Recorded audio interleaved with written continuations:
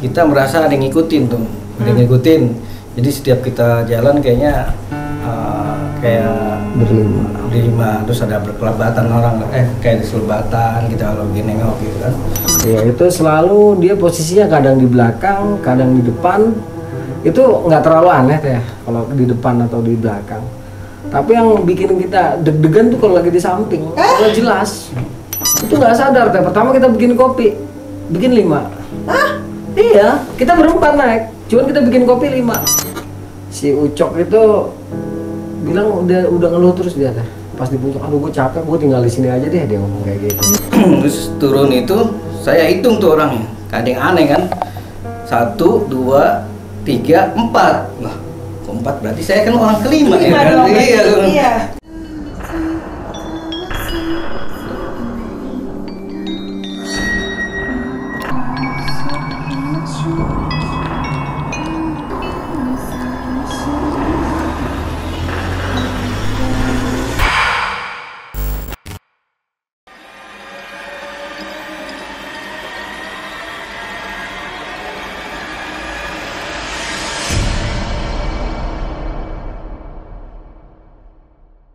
Sampurasun, Assalamualaikum warahmatullahi wabarakatuh. Jumpa lagi dengan saya Feni Ramasutedi.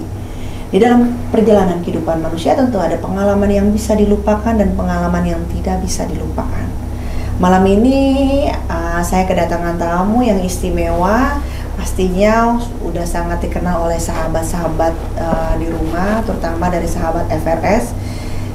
Terlalu banyak request banget untuk tamu saya malam ini, dan seperti janji kami hadirkan kembali tamu saya malam ini. Ayo tebak siapa? Dia adalah seorang pendaki gunung senior. Pasti udah jawab tuh, Mas ini, Mas itu, Mas itu, Mas itu, ya kan? Ya benar, Mas Arya Sena. Tapi kali ini Mas Arya Sena tidak sendiri, dia membawa sahabat SMA-nya yang kebetulan juga pernah naik bareng ke Gunung Gede. Nanti kita dengarkan gimana cerita versi masing-masing antara Mas Arya Sena dengan sahabatnya. Oke, langsung aja kita tampilkan Mas Arya ya. Assalamualaikum Mas Arya. Waalaikumsalam. Gimana kabarnya semua? Alhamdulillah. Tapi kayaknya baru sembuh nih. Betul deh, baru 3 hari ini bisa Ambruk ya? Ambruk 2 minggu kemarin deh. Waktu itu datang ke sini sempat gemukan, sekarang urusan. Iya teh, orang nggak bisa makan kemarin 2 minggu. Bener-bener ya. Mungkin hikmahnya disuruh istirahat. Betul teh, wajib itu. Iya, kalau nggak gitu kan terus petakilan. Iya, kayaknya Mas Arya emang sama Tuhan tuh dibuat sakit sengaja biar kamu istirahat. Kalau enggak mah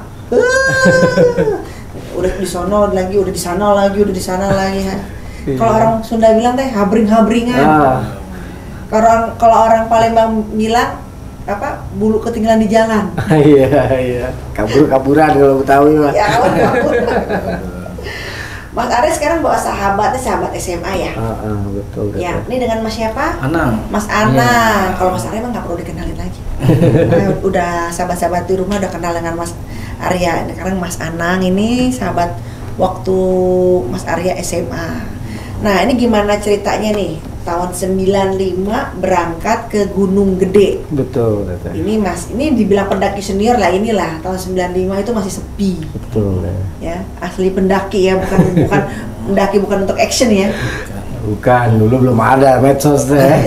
Iya, aslinya bedanya pendaki dulu mau pendaki sekarang. Kalau dulu tuh emang benar-benar mau nikmatin alam, karena gimana foto-foto. Kalau sekarang apa?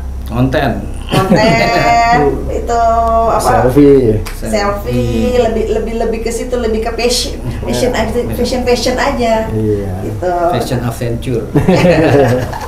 Oke, gimana sih Mas ceritanya tuh Mas? Ya waktu itu kita, ya proses awalnya kita agak lupa teh karena memang udah sekian puluh tahun. Intinya tuh kita kumpul di rumah Mas Anang.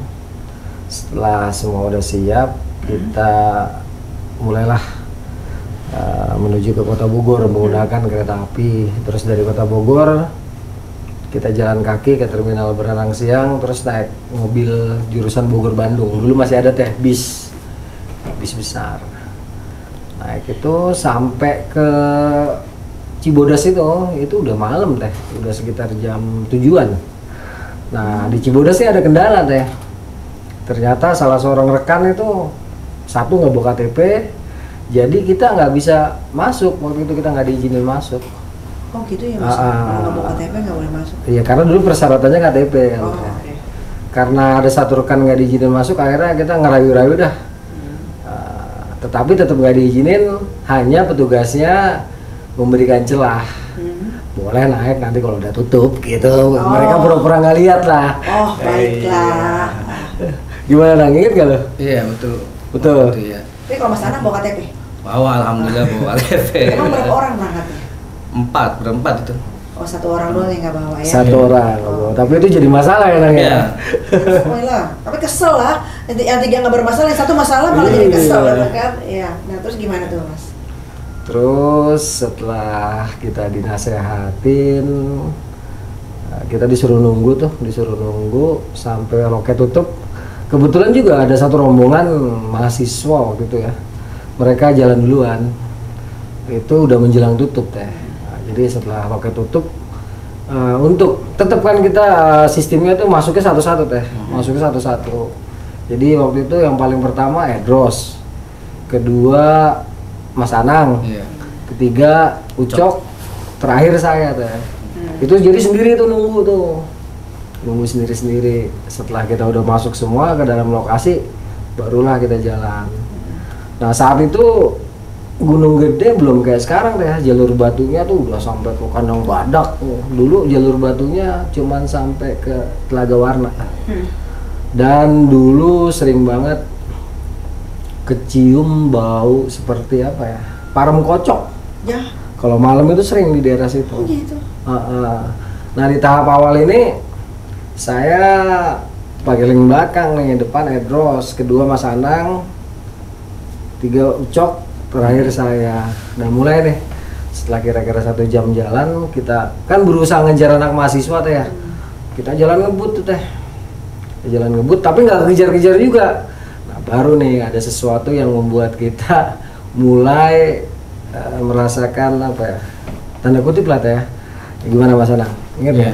Waktu itu mah kita merasa ada yang ngikutin tuh, ada yang ngikutin. Jadi setiap kita jalan kayaknya kayak berlima, terus ada berkelabatan orang, kayak diselebatan kita kalau lagi nengok gitu kan. Terus kita cepet-cepet jadinya, karena semua ngerasain hal yang sama. Jadi kita cepet-cepet supaya ngejar rombongan mahasiswa yang di depan itu. Kan lumayan banyak tuh rombongannya, ada belasan orang, kita supaya bareng lah, supaya nyaman lah naik gunungnya, kita kejar lah supaya lebih aman lah. Tapi kita dulu masih muda-muda ya kan, jadi ya emang agak scare lah, takut sama gitu-gitu. Terus kita coba kejar ya sampai ke air panas. Air panas juga nggak kejar. Gitu. Kita nginep di situ. Ternyata emang fisiknya lebih bagus gitu kan. Karena kayaknya mahasiswa ini Mapala ya. Sepertinya sih Mapala gitu. Setelah lepas air terjun tuh kita jalan hati-hati tuh, kan air terjun licin terus jurang. Jadi ya pelan-pelan di situ tuh. Kita juga senter juga minim ya waktu itu. Yang megang senter tuh depan sama belakang. Yang tengah tuh lampu badai gitu. Pakai lampu badai dulu mah masih bawa lampu badai kan kemana-mana. Lampu badai itu apa ya? Iya lampu itu penerangan dari minyak tanah. Minyak tanah. Oh itu namanya patromak? Bukan lampu badai. Sebelum patromak. Jadi kayak minyak tanah kasih sumbu, kasih semprong. Kayak kaca tuh. Kayak kaca. Kalau koboi ada tuh film-film koboi. Iya, lampu model kayak gitu teh. Cuman ini yang bulat. Setelah sampai air panas ya, kita istirahat. Ketemu ini nih, sungai kecil ya. Nah, sungai kecil, kita istirahat. Cek itu airnya kan ternyata bagus lah buat konsumsi. Ya kan, kita rasain. Nah, kita akhirnya nge-camp di situ supaya lebih enak dekat air. Jadi kita lebih nyaman lah. Ya. Jam berapa sekitar tuh ya? Jam 1-an ya. Sekitar jam 1-an lah kurang lebihnya. Nah itu sepanjang perjalanan mulai teh, pas kita udah mulai buru-buru tuh ngejar mahasiswa, kan kita merasa udah mulai berlima tuh, mulailah kelihatan keril biru, jaket merah. Keril biru, jaket merah. Ya itu selalu dia posisinya kadang di belakang, kadang di depan. Itu nggak terlalu aneh ya kalau di depan atau di belakang. Tapi yang bikin kita deg-degan tuh kalau lagi di samping, kalau jelas di jaket merah, keril biru teh. Di samping ya, iya kita sejajar di sebelah. Nah, kan jalurnya juga kan nggak memungkinkan, dulu kan jalur gede masih kecil. Iya. Tidak seperti sekarang yang udah lebar gitu. Jadi ketika dia ada di samping baru tuh kadang-kadang kita jalan ngebut gitu kan. Karena memang terasa banget ya. Jelas. Lu masih ingat nggak? Bisa lu deskripsi nggak? Apanya? Si keril biru jaket merah itu masih inget nggak lo? Dia tuh. Nah kalau versi gua tuh kalau waktu di situ belum lihat saya tuh. Waktu di jalur. Oh, di jalur belum lihat. Kelebatan saya posisinya di Tengah. Jadi posisi saya tengah tuh saya ngeliat ke arah depan. Jadi kalau ada apa kelebatan saya tuh lebih fokus ke jalur. depan aja, jalur aja. Jadi kalau itu saya buang alihan lah. Nah, jadi saya berasa cuma apa? Emang udah berlima. Ada yang ngikutin, ada yang selalu ngikutin, ada yang kelebatan di kanan kiri kadang-kadang itu. Waktu di itu. Nah kita sempat berhenti di shelter ya. Sempat. Sebelum di air panas di shelter berhenti, kita nggak berani istirahat di shelter malah. Tapi kita ingat shelter di jalur aja duduk. Karena emang apa terasa banget ada yang ngikutin jadi itu. Jadi emang jam 1 malam. Nah, pas kalau Mas Arya, berarti Mas Arya juga pas dia di sebelah ngeliat dong. Kelihatan deh sama saya udah mulai jelas. Jaraknya jauh nggak? Deket tuh cuma jarak semeter sebelah kiri. Ya, mulai pagi malam kelihatan banget. Kelihatan karena kan ya pemegang senter itu saya. Karena saya paling belakang, di depan Edros, terus yang megang lampu badai kan Anang. Saya sama Ucok ganti-gantian. Nah, karena lampu badai itulah yang membuat keberadaan si makhluk tadi terlihat jelas. Ya bukan bentuk padat seperti kita, enggak, tapi dia tuh bukan jalan, melayang gitu kan di samping kita, melayang sampai akhirnya kita berhenti di air panas. Itu kita masak teh, kita masak itu nggak sadar teh. Pertama kita bikin kopi, bikin 5. Hah? Iya, kita berempat naik, cuman kita bikin kopi 5. Mas Anang protes. Mas Anang. Iya, saya bilang sama yang masak kan saya, yang Arya bilang kenapa bikin 5 kan, kita orangnya 4 ya kan. Kita kan sedangkan bawa apa logistik itu kan untuk minim ya kan, karena emang kita hitungannya harus pas supaya nggak berat ya kan. Kalau kita bawa lebih keberatan lagi ya kan, makanya kita bawanya minim kan, nggak harus bikin 5 gitu kan. Saya protes lah sama dia gitu. Yang lain juga aneh ya kan. Aneh. Cuman saya ngotot waktu itu teh. Apaan orang kita naik berlima? Iya, saya ngotot malam itu. Cuman waktu itu karena memang saya sedikit masih temperamen teh, jadi Mas Anang ngalah. Kata dia, udahlah lu lihat aja, coba lu hitung, kata Mas Anang gitu. Hitung nih, Ros, Cok, Nang. Iya, memang pergi. Tapi sadar tuh teh. Tapi gimana ya? Nggak sadar lagi gitu teh, nggak sadar lagi. Batin kekeh 5 gitu ya? Batin kekeh 5. Mata 4. Mata saya 5 teh. Oh, mata 5 batinnya. Mata 5, batin 5. Mas Anang mulai merasakan sesuatu tapi belum ditunjukin jelas, baru merasa kita tuh diikutin. Nah, nanti Mas Anang ada bagian di mana dia bisa ngeliat jelas. Nah, jadi malam itu apa teh? Gimana?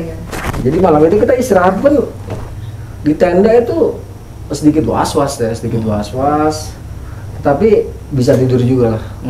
Situasinya pada saat itu betul-betul sepi.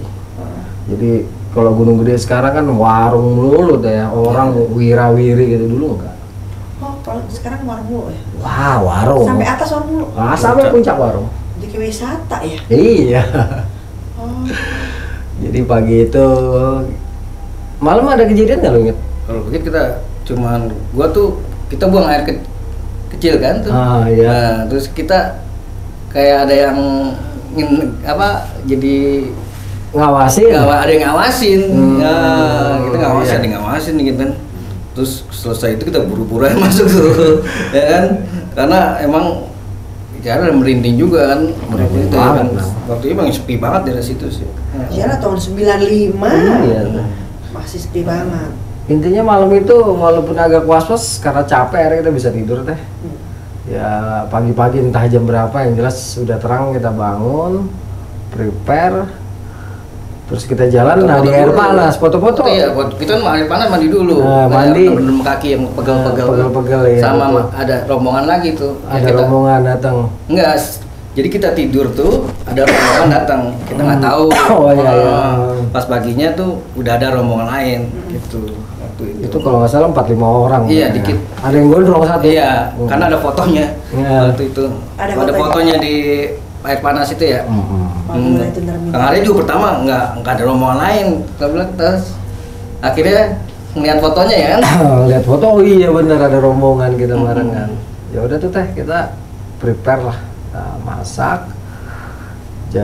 Setelah semuanya udah siap kita makan, packing, terus kita mulai menuju ke Kandang Badak. Nah dari Kandang Batu ke Kandang Badak si Ucok nih teman kita udah hampir menyerah dia teh, udah lemes, dia tuh udah lemes, udah banyak ngeluh lah. Pokoknya sebentar-sebentar pertanyaan dia masih jauh nggak sih?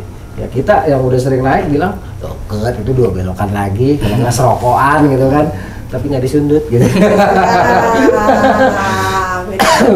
Kanan kiri belokan 2 kali belokan doang. Kanan kiri. Di Kandang Badak kita istirahat cukup lama, adalah mungkin sekitar lama lah ya 2 jam 3 jam kita istirahat di Kandang Badak tuh agak lama. Sampai agak siang, terus sempat kita bahas yang semalam tuh teh, sampai kita bahas karena waktu itu walaupun kita masih remaja tapi mental kita terbilang bagus-bagus deh ya. Terutama saya, Edro sama Anang. Kalau Ucok ini emang dia baru first time pertama kali naik. Ucok ini kita angkatlah mentalnya di situ. Walaupun dengar cerita serem, tetap kita katakan kepada dia nggak ada yang lebih menyeramkan daripada rasa takut kita sendiri gitu, dan tidak ada yang lebih menyeramkan daripada ego kita sendiri. Jadi akhirnya Ucok walaupun lemes-lemes mau ngikutin tenang ya. Tapi dari Kandang Badak sampai ke Tanjakan Setan atau sekarang dibilangnya Tanjakan Rantai, ini Ucok ini udah berkali-kali tetap mau nyerah deh. Tetapi begitu sampai Tanjakan Setan, iya, dia punya semangat karena mungkin merasa tertantang itu kan, tanjakannya tuh ya curam 85 derajat. 80 derajatan lah. Oh Jadi, iya. Curam. Ya kan sekarang kan dikasih tali dulu ya, Dikasih jadi tali jadinya. Sekarang juga kayak gitu masih? Masih. Jadi dia merasa tertantang lah itu, jadi semangat lagi kan. Wah, ini yang gua mau ini kan adventure. Kalau kemarin mah capek-capek doang katanya. Iya kan?